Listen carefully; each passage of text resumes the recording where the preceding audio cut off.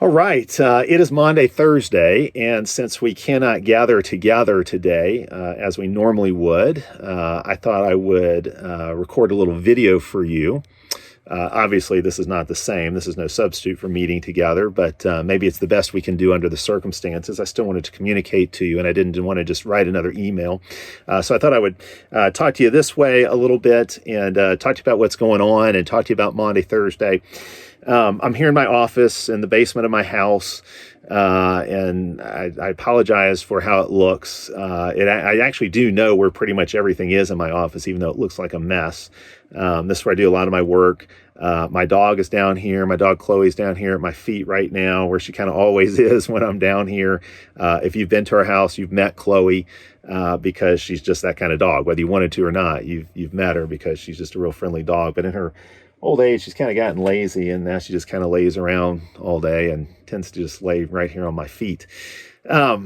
This is Maundy, Thursday, of course, and Maundy, Thursday has always been one of my favorite feast days of the church year, one of my favorite days in the church calendar. I love the way our church celebrates Maundy, Thursday. I love the way we do Maundy, Thursday together at TPC with our feast together, the meal that we share, and of course the Lord's Supper coming with that. It's the one time we do the Lord's Supper with a real meal before it. I love the liturgy we use, the singing together, reading John 13. It's all glorious, and it's always been such a community strengthening event for us at TPC. I think it's really served us well. Of course, we're missing it this year because of the quarantine that we find ourselves under. I want to encourage you. I want to encourage you in a lot of different ways with this video today.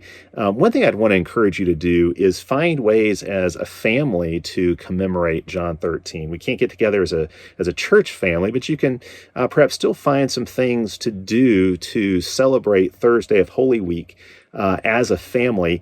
Maybe it's as simple as after dinner reading John 13. If you're going to do the Good Friday fast, it'll be the last meal you have together for 24 hours. So, take some time and maybe read through John 13, talk about together how you might put it into practice, how you can wash one another's feet in various kinds of ways. Something like that might be a really good exercise to do. I talk about this every year, but I'll repeat it here again. I know probably most of you already know this, but I think it's worth going over again. Maundy, Thursday gets its name from what happens in John 13. The context is Jesus and the disciples are in the upper room. This is the night when he will be betrayed and then tried, and of course then the next day crucified. And in that context, they're celebrating what appears to be a Passover meal together. And Jesus transforms that Passover meal into what we know as the Lord's Supper. And it's in that context, of course, at the beginning, he washes their feet. And even though he's the master and Lord over all, he stoops and puts himself beneath them, and he stoops to their feet and he washes their feet for them. And then in that context, he gives them what he calls a new command. He says, "A new commandment I give to you, that you love one another as I have loved you." And that word Maundy comes from the Latin word for mandate or for commandment. So really, it's the Latin term mandatum. And so really, Maundy, Thursday, if we wanted to put it in English, it's something like New Commandment Thursday or Mandate Thursday, something like that. I think really captures what it's about. It's about the love that Christ has shown for us and how we are called to model our lives after his and our love after his. We're to love in the same way that Christ is loved. It's interesting that Jesus calls this command to love a new commandment. Certainly there was nothing new about the command to love. God's people had been commanded to love before that evening. That goes back to the Old Testament law, of course. But there is something new about it. The world had never seen a love like the love of Jesus, the love of God embodied, the love of God incarnate, his love seen in washing their feet. That kind of humility had never been seen before. Ultimately, his love seen in laying down his life for his disciples. That kind of love had never been witnessed before. And so there is something new about it. It's this radical new example we've been given of how we are to love one another. Now, I miss getting together with you all tonight and getting to talk about this love in person and getting to feast and fellowship together. And certainly, like all of you, I'm hoping we can do that really, really soon. We're we're praying that God makes it safe and appropriate for us to do that very, very soon. But we're in this time of quarantine, and one thing that I've noticed is, as a lot of different articles have come out about the quarantine, and of course a lot of them are dealing with the health situation and what's going on with doctors and nurses and the projections about what's going to happen and all that kind of thing. But there's another strand of articles that I've seen that I've been really interested in, and these are articles that talk about the effects of the social isolation, or what they were at first calling social distancing. What's the impact of this social distancing? If you think about it, this is a time where we've largely been removed from one another. We still can be involved with one another, but not at close, not in close physical proximity. And I do think that makes a difference. And I think during this time of being largely isolated from one another, if nothing else, if you're looking for silver linings in this, one silver lining I think you can take away is that this time of isolation shows us in really tangible ways just how important community is.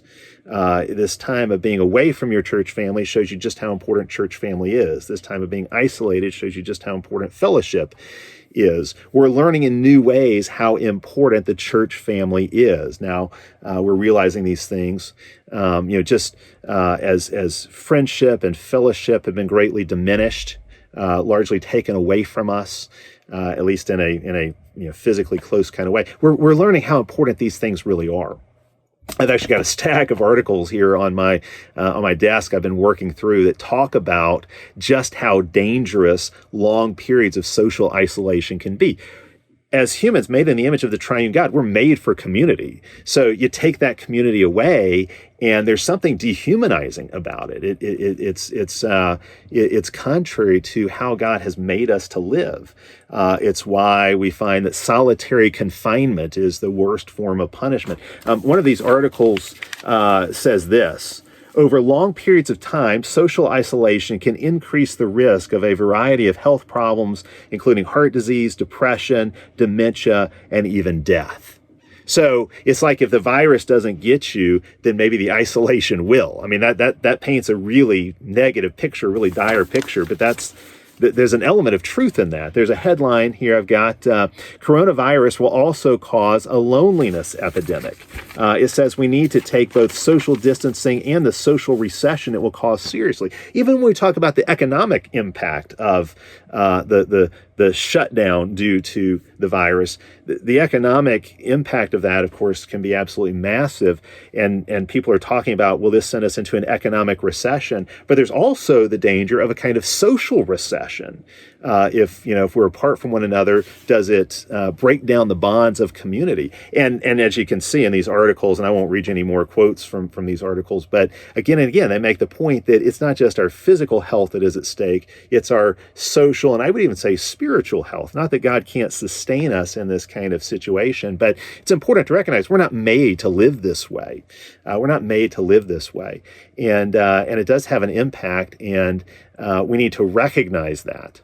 So you might ask, well, okay, then what's the answer? What is the answer if we have to go through this social isolation and there are dangers of not just an economic recession, but a social recession? What's the answer to all of this? Well, I've been thinking about this lately. I was going back through C.S. Lewis's book, Mere Christianity, which is really one of my favorites. But Lewis uses an illustration in his book for the gospel, and it's an illustration I've never really liked. I use a lot of Lewis's illustrations. I steal a lot of illustrations from him, but I've never stolen this one because I really didn't care for it much when I first read it.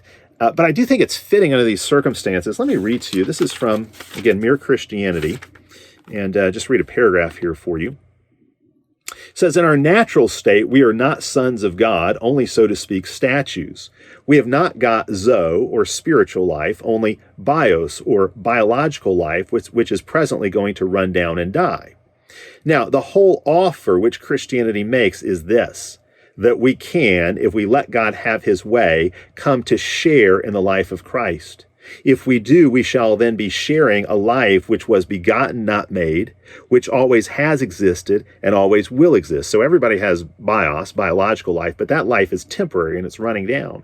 But if you are connected to Christ and come to share in his life, that's an eternal life. You're sharing in the life of the eternal Christ, the eternal God.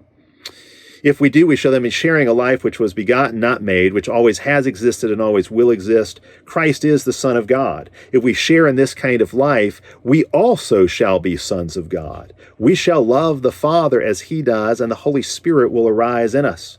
He came to this world and became a man in order to spread to other men the kind of life he has by what I call good infection.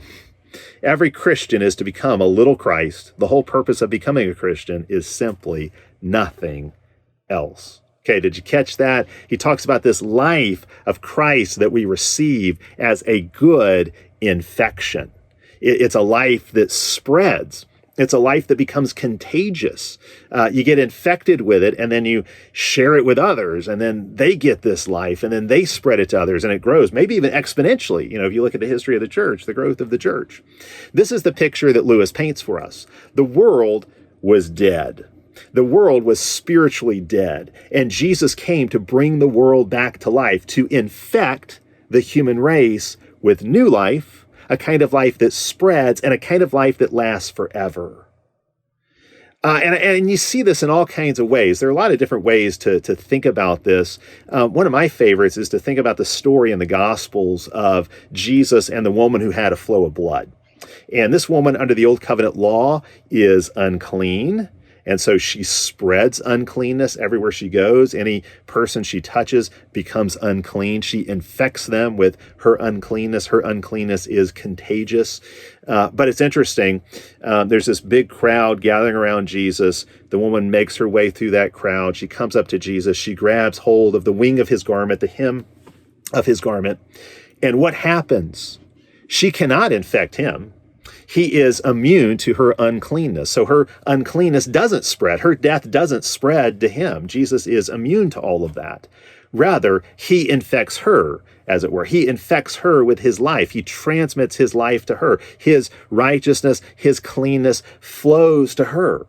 It spreads to her. It's as if his life is contagious. Now, it's really interesting to me in Romans chapter 5, when Paul is talking about what we call original sin, he says that when Adam sinned, death spread to all men. It's like Adam caught the virus of death. He was infected with death, and then that death spread to all men. That death was contagious, and the infection rate was 100%. Everybody caught this virus of death from Adam. Under the old Adam, under the reign of the old Adam, death was contagious. Death spread to all men. But if you go on and continue reading in Romans chapter 5, you find that now that the new Adam has come, now that Christ has come, now life spreads. It's as if he has infected the human race with life, and now that life spreads to all, and it creates a new human race that will live forever. A virus that doesn't kill, but a virus that makes alive. This is why I don't like the illustration. It kind of breaks down when you talk about it this way. But Christ has infected us with his life, and that life spreads. That's really the important thing. Under the old Adam, death was contagious. Death spread from Adam to all men. The infection rate was 100%. But under the reign of the new Adam, life is contagious. Life spreads. This is the good infection C.S. Lewis is talking about. We've been infected with Christ's love, and that love flows out from us. That love spreads out from us. Now take this one step further. What does death do to us? Well, death drives us apart. Death cuts us off from God. This spread of death, this sin and death that spread from Adam to all men really isolates us from one another. All you have to do is read the early chapters of Genesis and you see this. Husband turning against wife, brother turning against brother. Pretty soon the whole human race is at odds with one another. There's all this strife and violence, and that's why God brings the flood. This death has spread, and this death isolates people. It drives people apart, as if they have to quarantine themselves from one another for safety's sake. Really, that's what this quarantine is. You can even think of this quarantine as a little picture of death, a little taste of what death is like. This is what it's like to be unclean, to be isolated. But what does Christ's life do? Christ's life brings us together. When we're infected with Christ's life, we're pulled together. We're drawn together into a new family. The communion of saints is formed, the covenant family of God, this community of love. The church is the result of this infection, this good infection that Christ has turned loose in the world. And the church is also how this good infection is spread. It's now our calling to spread the love and the life of Jesus, to touch others whether physically or not, but to touch others in a way with the love and the life of Christ so it will spread to them as well. So today on this Maundy, Thursday, let's remember what Christ has done for us. That's really what Holy Week is about. It's about commemorating all that Christ has done for us, that he gave up his life that we might have life. He gave up his life in order to give us life. He suffered that death he did not deserve, that we might have a life we do not deserve. He gave up his life to give us eternal life. And that life now spreads. That life spreads from us to others as we love one another. Through our love for one another, that life spreads. So this Maundy, Thursday, don't just think about a contagious virus that's on the loose. Focus on the contagious love that Christ has turned loose. Ask, how can you spread that love to others? How can you be an agent or an instrument of spreading that love and that life to others? This Maundy, Thursday, don't just wash your hands. Wash your hands. We need to keep doing that kind of thing. Don't just wash your hands, but look for ways to wash feet as well. That's really what Maundy, Thursday is all about. It's about showing and spreading the love of Christ to others. All right. Thank you all very much. I'm praying for you, and I hope we can see one another again soon.